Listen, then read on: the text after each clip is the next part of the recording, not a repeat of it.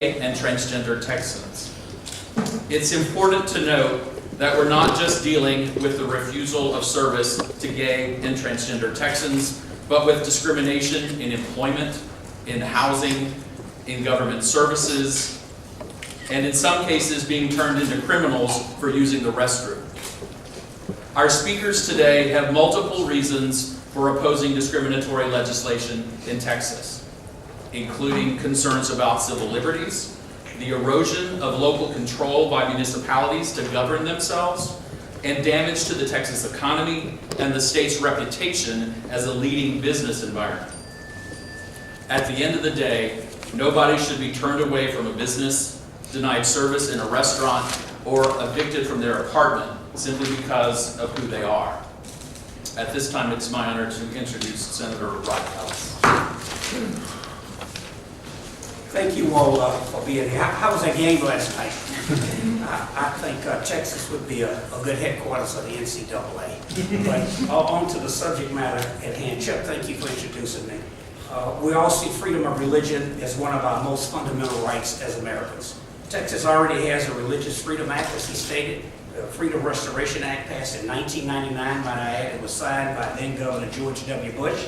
I voted for it, as did every member of the Texas Senate at that time. I'm not sure to vote in the House. As he stated, for more than 15 years, this law has worked to protect religious freedom for all people in Texas. It includes carefully crafted provisions that many of us had a hand in working on, that ensure that individuals can't use religion as a weapon to discriminate and harm others, or to ignore laws that everyone else in Texas has to obey. There's simply no good reason to pass these proposed constitutional amendments, SJR 10 and HJR 125, and throw out all of the protections that keep some people from abusing laws that harm others. We've all seen the uproar in Indiana, as well as the uproar in Arkansas, over new laws that would give the right to use religion, of all things, as a weapon to discriminate against others, especially people in our LGBT community. There's absolutely no doubt that passing these amendments would bring the same uproar and condemnation to Texas, and I would help it. But it's important to understand that the problem here is not just two proposed constitutional amendments. My count is not 16, Chuck. My count is that there are 18 other bills that would harm LGBT families and paint Texas as unwelcoming and intolerant. These other bills would also allow the use of religion to discriminate. They seek to subvert a potential Supreme Court ruling that the ban on same-sex marriage is unconstitutional. They treat transgender people as criminals simply because they use a public restroom that is appropriate to their gender identity. And they sweep away non-discrimination ordinances in cities like my hometown of Houston, as well as Raphael and Shia's hometown of Dallas, and others in Texas. I want to be very clear about what we mean by discrimination here.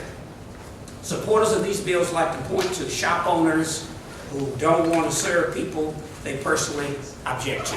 I think that really trivializes what's at stake here.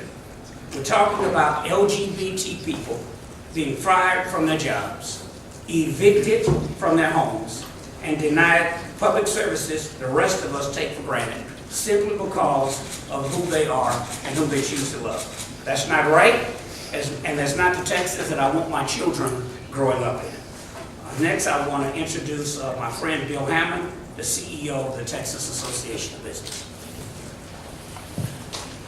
Thank you, Senator Ellis. We're proud to be here with these fine organizations united in our opposition to the so-called religious freedom constitutional amendments. These amendments are bad for business. They're bad for Texas. They would devastate economic development, tourism, and the convention business. One has to look no further than Indiana to realize what a detriment this would be and how hard it would make to sell Texas to the rest of our country. Major corporations across the board have opposed this legislation, and they would not want to come or expand to Texas. Conventions, the Super Bowl, the Final Four, all those things would be at risk in Texas if this were to become part of our Constitution. And what has been overlooked in some of the debate is some of the things that make this amendment so different from the current Religious Freedom Act that we have in Texas has been working well for us. The current statute exempts civil rights. This legislation does not. There's a limit of $10,000 in compensatory damages. Under this amendment, there would be no limit to punitive or exemplary damages. The question of the burden, currently this law requires a substantial burden be placed on an individual. This amendment would have a standard of any burden whatsoever. And finally, the issue of the constitutional amendment.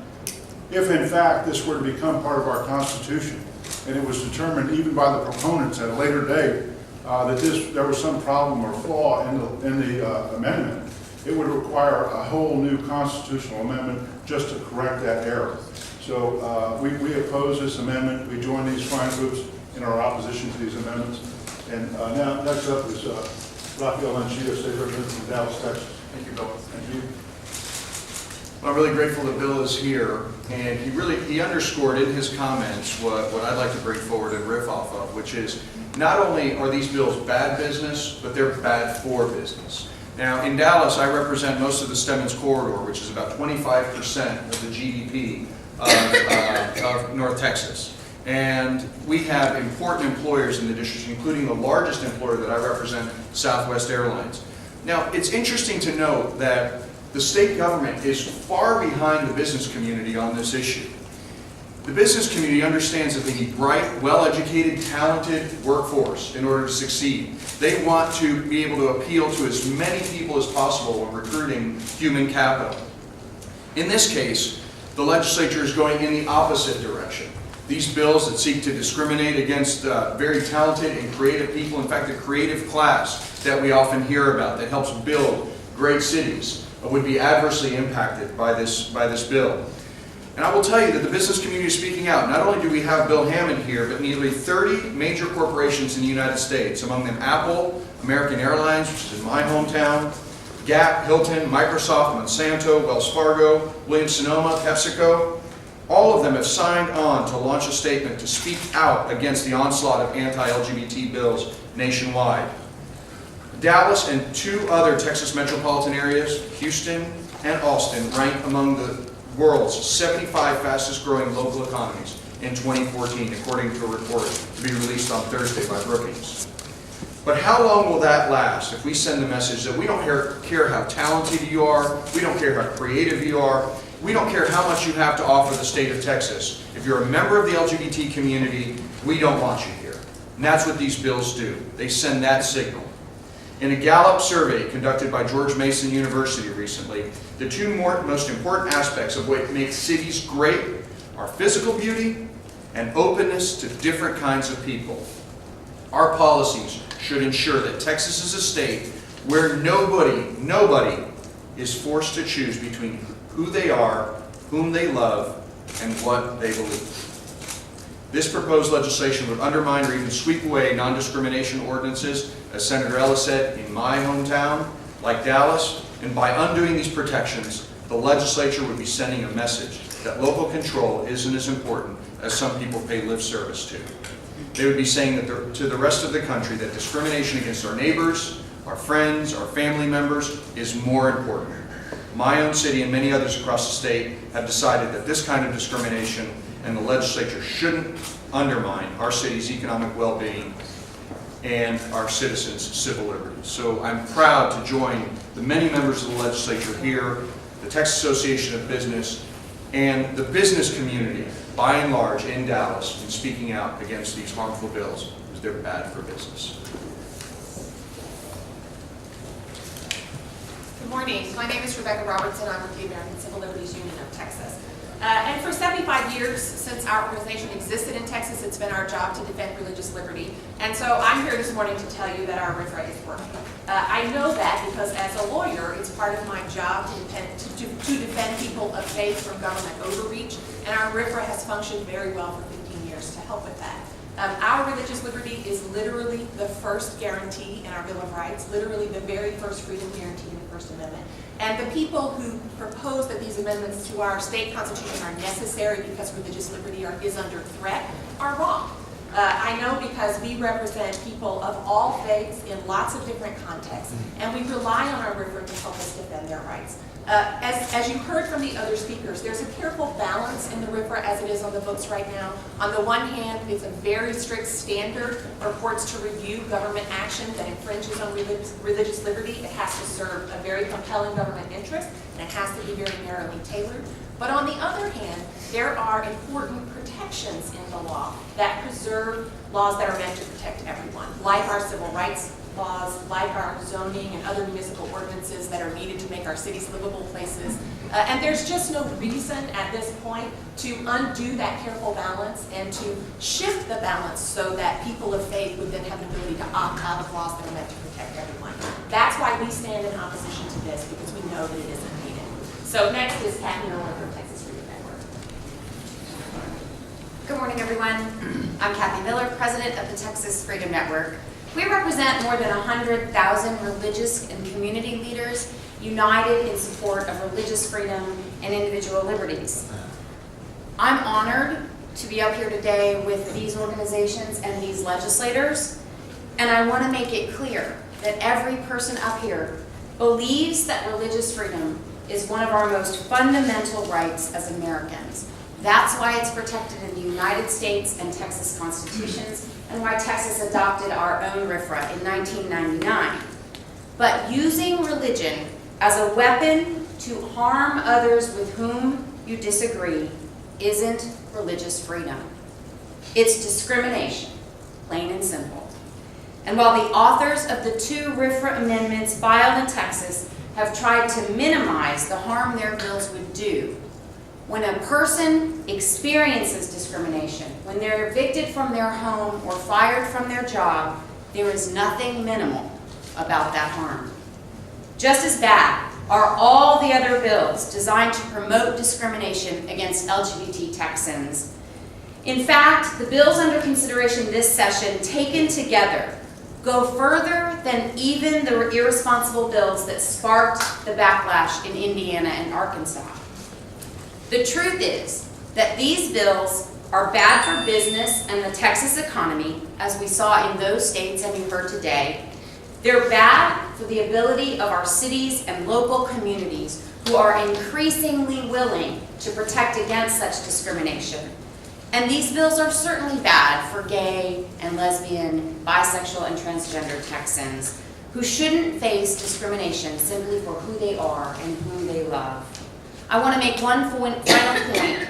As the head of an organization that does a lot of work with young Texans in college campuses across the state, our work and national polling suggest that this country is seeing a huge generational shift on this issue. A Pew Research Center poll last year, for example, showed that 69% of Americans under 30 support the freedom to marry for gay and lesbian couples. That included 61% of young Republicans. Clearly, these bills are bad for the rising generation of Texas leaders as well. Bad for business, bad for local control, bad for LGBT Texans, bad for true religious freedom, bad for our sons and daughters. These bills are bad for Texas. Legislators in Indiana had to learn that the hard way. I believe legislators, like the ones behind me, are much smarter than that. Let's hope so. Thank you. Do we have any questions? I want you to know, see, we just Yep. called our names out. Ron. Representative Ron Reynolds. Representative Sylvester Turner. Donna Howard. Representative Assistant Monica Gomez. Ron Neal. Sarah Soy Garcia, Houston. Sonia Israel, Austin. Roberto Alonso, Dallas. No.